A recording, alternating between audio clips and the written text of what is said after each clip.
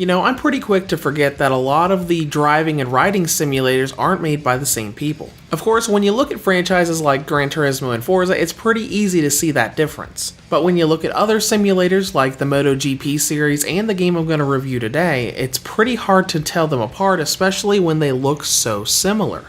Today's driving simulator is not about vehicles and it's not about motorcycles, but about semi-trucks. This is a bit of a unique and odd case because it has different names depending on what region you're playing in. Dubbed Truck Racing Championship in the US, here is my review of FIA European Truck Racing Championship for the Nintendo Switch. When it comes to gameplay, this is a driving simulator with a lot of physics elements thrown into the mix. Imagine it like the MotoGP series, but semi-trucks instead of motorcycles. Now before we go on, I know MotoGP and FIA were created by different developers, but as you'll soon find out, the games are eerily similar, so much so that the only reason I know they were created by different people is because I looked it up. Now that that's out of the way, let's start by talking about game modes and what's missing here. Just like with MotoGP 19 and a bunch of other multi-platform driving simulators, the Switch version had a bunch of stuff cut out of it. All of the offline single-player stuff is still here, so you can go into career mode to do all of your license challenges and start signing off on contracts, as well as doing all of the quick play modes separated from career like quick race, championships, and time trials. And now let's start comparing the PS4 main menu to the Switch main menu to see what they took out. Here's the PS4 main menu, which has two key differences from the Switch main menu. First of all, the entire online multiplayer tab has been completely removed, meaning that the Switch version can't go online. On top of that, the event mode, which houses all of the game's weekly online events, has been changed to split-screen multiplayer on the Switch. Now you might be starting to see why I compare this game so heavily with MotoGP 19. That game had the same game modes removed for its Switch release: online multiplayer and special events. Now the biggest part of what's left in the game is definitely the career mode. When you first start, you create your custom avatar character, choose your own helmet, gender, name, and nation of origin. And once you do that, instead of just throwing you into all of the events, making you adjust and learn the game on your own, FIA kinda takes a nod from Gran Turismo, giving you 15 different challenges that you have to do to earn your driver's license.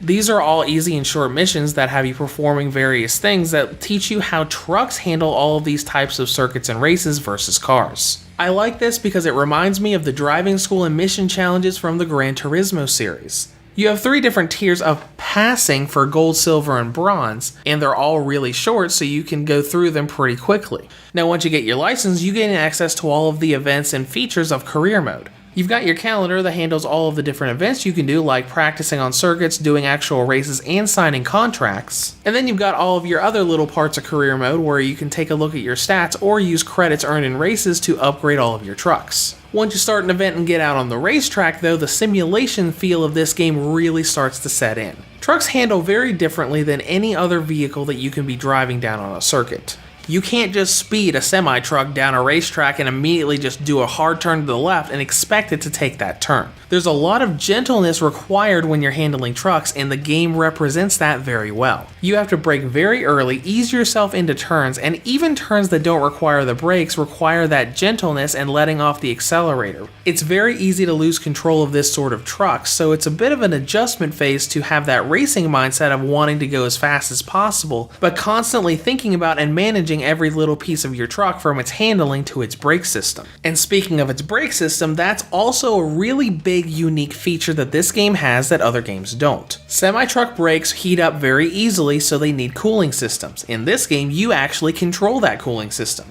Every time the brakes are used, the temperature rises, and if it rises too high, the brakes will start deteriorating and not work as well. So there's a lot that you have to think about when you're racing around circuits in this game. And that's not even getting into the penalty system that will punish you for cutting corners or running into other vehicles to get them out of your way. All of these different features and game modes come together to make a system that's going to give you quite a bit of content for better or for worse. All of the races are pretty lengthy, and with the short laps taking 2 to 3 minutes apiece, each of the 12 lap races can easily take up at least 30 minutes all on its own, not counting all of the practice and qualifying races that are also part of that event. And that's both a good and bad thing. Now on the bright side, as I said just a minute ago, you'll likely get a lot of time out of this game. On the downside, that's a lot of driving for each event. Semi-trucks are definitely meant for the slower pace, but after doing a practice race, qualifying race, the actual race, and then the post-race sprint race, it can be pretty exhausting. Now let's get into presentation, which is pretty disappointing. Graphically, there are jagged edges everywhere in this game. There's a fair amount of detail on all the truck models, but there are jaggies all over the environments. And performance isn't much better.